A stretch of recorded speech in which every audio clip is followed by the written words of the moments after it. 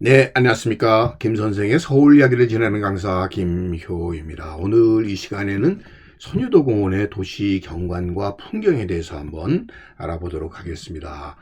흔히들 이 선유도 공원의 가장 조경을 높이 평가하고 있는 것은 바로 주변의 도시 경관과 풍경들을 하나로 불러들이는 조경을 했다라고 하는 점이 되겠습니다. 뿐만 아니라 이 선유도에서는 주변에 자연을 조망하기 아주 좋은 위치에 자리 잡고 있어서 북한산, 안산, 또 백악산, 인왕산 등이 바라다 보이는 중요한 뷰포인트에 해당이 된다라고 하는 점이 되겠습니다. 그런 면에서 이 양화대교를 함께하고 있는 이 선유도는 한강대교가 지나가는 노들섬이라든지 서강대교가 지나는 밤섬과 마찬가지로 도시 경관과 풍경을 잘 담을 수 있는 바로 대표적인 섬이다, 이렇게 보시면 되겠습니다.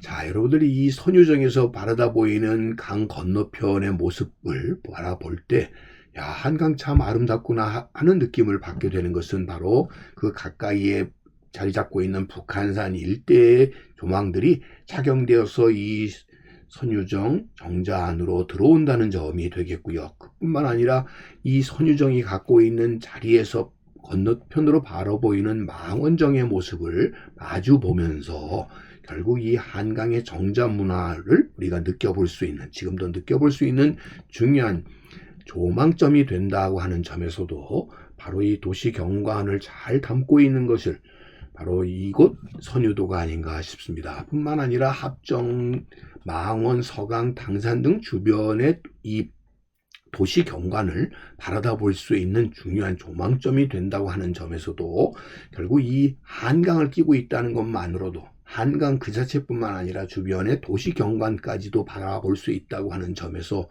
높게 살만하고요. 뿐만 아니라 이 둔치 지역에 조성된 한강 숲은 이곳 자체가 자연 생태의 숲으로서 이렇게 점차 자리 잡아가면서 이 도심의 이 숲의 부족을 메꿀 수 있는 중요한 자원이 아닌가 싶습니다. 특별히 이 둔치 지역을 이렇게 한강숲으로 전환할 뿐만 아니라 자연적인 호환을 복원함으로써 물길을 회복하는 라는 점에서 결국 이 신선이 논일듯 아름다운 선유봉이라고 하는 옛 지명을 이제 되살리는 곳이 결국 이 선유도라고 보시면 되겠습니다. 오죽 수려했으면 중국의 사신들도 필수 관광지였었던 이런 풍류를 즐겼었던 곳일 뿐만 아니라 서울의 들머리였던 잠두봉을 잇는 양화나루가 있는 길목에 위치하고 있었던 이 선유봉의 모습을 이제는 겸재정선의 그림 속에서만 볼 수 있을지 모르지만 결국 이 선유봉이 갖고 있었던 풍광을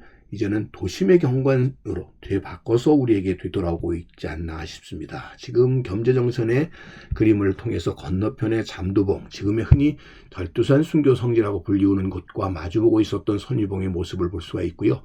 일찍이 이 선유봉의 산의 형국이 고양이같이 생겼다고 해서 괭이산, 고양이산이라고도 불리웠었다고 하는 것이 되겠고요. 그만큼 많은 이야기를 담고 있었던, 사람들이 주목했었던 것이 바로 이 선유봉이었었다는 걸 알 수가 있습니다. 한편 고양이산이 있다 보니까 쥐산도 함께 있어야만 됐죠.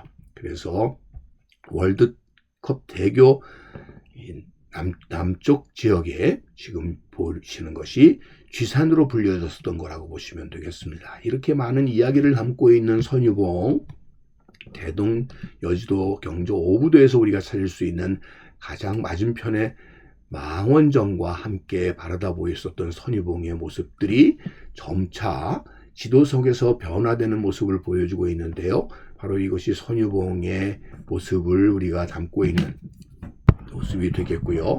이와 더불어 건너편에 잠두봉의 모습을 우리가 보고 있는데, 이것이 채석장으로 바뀌게 되면서 1929년도에 오게 되면 여의도 비행장 건설용 석재를 공급하게 되었고, 이것이 해방 이후에도 지속되게 되더니 1962년도에 제2한강교라고 불리우는 양화대교가 선유봉 위에 짓게 되면서 결국 선유봉은 우리의 기억 속에서 점차 사라져버리게 되었다라고 보시면 되겠습니다. 그래서 선유봉이 결국 제2한강교, 오늘날의 양화대교를 놓게 되는 계기가 되어서 지금처럼 선유봉의 모습은 사라지게 되고 이제는 선유도로 이렇게 바뀌어 나가게 되었다고 보시면 되겠습니다. 당시에 제2한강교회에 있었던 유엔 참전 기념탑의 모습을 선유도에서 바라봤었던 사진 모습을 통해서 이를 확인할 수가 있겠고요.